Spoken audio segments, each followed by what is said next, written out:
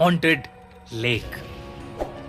रानी एक मछुआरों के परिवार से थी, पर अपने पिता के गायब होने के बाद घर की सारी जिम्मेदारी अब 13 साल की रानी पर आ गई थी। एक दिन उसके पिता मछली पकड़ने गए, पर कभी वापस ही नहीं आए।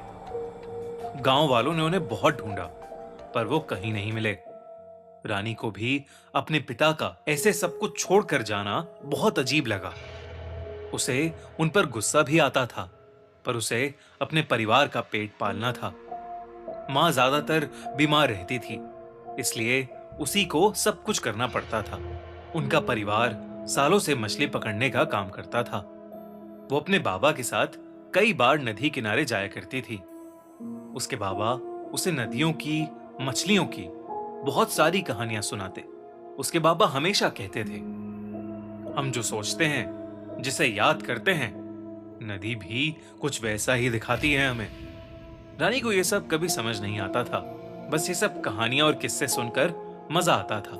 अब जब वो अकेले मछली पकड़ने जाने लगी थी, तो अपने फायदे के लिए गांव के बाकी मछुआरों ने उसे बड़ी नदी में मछली पकड़ने से रोक दिया। रानी को अपना घर चलाने के लिए अब कोई दूसरी नदी ढूंढनी थी। उस गांव के दो हिस्से थे। एक हिस्सा जहां सारे घर और वो बड़ी सी नदी थी, और दूसरे हिस्से में बस जंगल। अब जंगल इतना घना था कि वहां कोई जाता ही नहीं था। लेकिन गांव में ऐसा कहा जाता था कि जंगल के बीच एक नदी थी। रानी ने वहां जाने का सोच लिया था। एक रोज वो सारा सामान लेकर जंगल के लिए निकल गई। वहां बचपन से रहते हुए भी उसने कभी वो जंगल अंदर से नहीं देखा था। दिन के उजाले में भी उस जंगल में अंधेरा सा भरा था। कहीं चमगादड़ों की चीखें, तो कहीं सांपों की रेंगने की आवाजें। ये सब उस जंगल में रानी को डरा रहे थे। लेकिन फिर भी रानी हिम्मत करके उस जंगल के अंदर चली जा रही थी।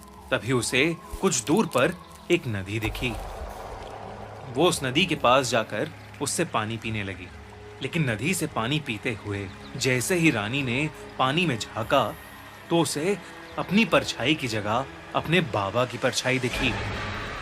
रानी तुरंत पीछे होकर चिल्लाई, बाबा! तभी जब उसने फिर से देखा, तो वहां कुछ भी नहीं था। रानी को लगा कि शायद ये उसका वहम होगा, तो वो इस पर ज्यादा ध्यान न देते हुए अपने मछली पकड़ने का जाल बिछाने लगी। उसने जैसे ही उस जाल को नदी में फेंकने की कोशिश की, उसका बैलेंस बिगड़ा और वो नदी में ही गिर गई। रानी को तैरना नहीं आता था, तो हड़बड़ाहट में वो खुद को संभालने की कोशिश करने लगी।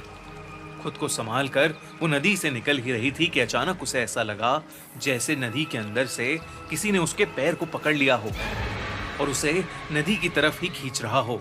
रानी पूरी तरह बौखला गई और अपने पैरों को जोर से चलाने लगी। उसका पैर तो छूट गया, लेकिन जब उसने पीछे देखा तो वहां कोई भी नहीं था। उसे अब और अजीब लगने लगा था। वो वहां किसी इंसान के आसपास होने का एहसास कर पा रही थी। इससे पहले कि उसे कुछ समझ आता, उसे नदी में कुछ उसकी तरफ आता हुआ दिखाई दिया। एक लाल कपड़ा उसी की तरफ बहता हुआ आ रहा था।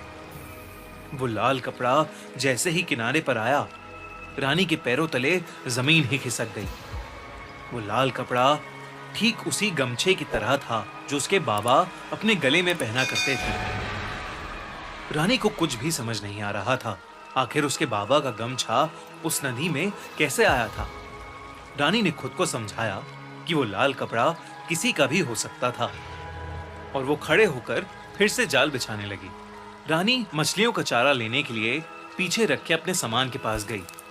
जब उसने अपने सामान का थैला खोला, तो उसके बीच उसे अपने बाबा की एक फोटो दिखी।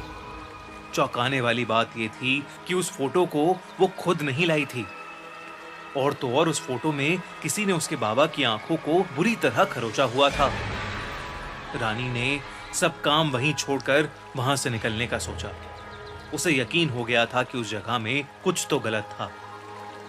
वो अपना जाल उठाने के लिए नदी के पास वापस गई, लेकिन जैसे ही रानी ने जाल को हाथ लगाया, उस जाल में एक अजीब सी हलचल होने लगी।